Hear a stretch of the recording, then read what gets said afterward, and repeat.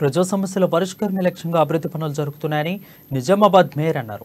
11 divisional దుబ్బా ప్రాంతంలోని రామగోపాల్ వీధిలో 13 లక్షల నిధులతో చేపట్టే స్టామ్ వాటర్ డ్రైనేజీ పనులు శంకుస్థాపన చేశారు. పలు డివిజన్లలో పరిధిలో 10 లక్షల నిధులతో సీసీ రోడ్ల పనులు ఆమె ప్రారంభించారు. మేయర్ మాట్లాడుతూ పార్టీలకు అతీతంగా అన్ని డివిజన్ల అభివృద్ధికి ఎమ్మెల్యే నిధులు కేటాయిస్తున్నారని, కార్పొరేటర్ల తరపున ఆయనకు ప్రత్యేక ధన్యవాదాలు తెలిపారు. రామగోపాల్ వీధిలో నిర్మించే నాలా ద్వారా వర్షాకాలంలో కురిసే వర్షపు నీరు లోతట్టు ప్రాంతాల్లో చేరకుండా మలుస్తున్నామని చెప్పారు.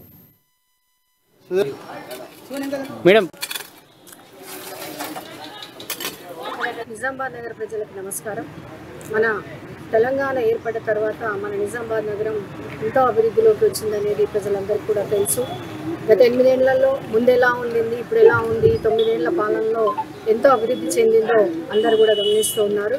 మరి ప్రతిసారి కూడా అన్ని వార్డ్స్లలో ఏ అవసరాలు ఉన్నాయో దాని తగ్గట్టుగా ఫండ్లు తీసుకొని మరి అన్ని కార్యక్రమాలు అన్ని అభివృద్ధి పనులు జరుపుతూ ఉన్నారు.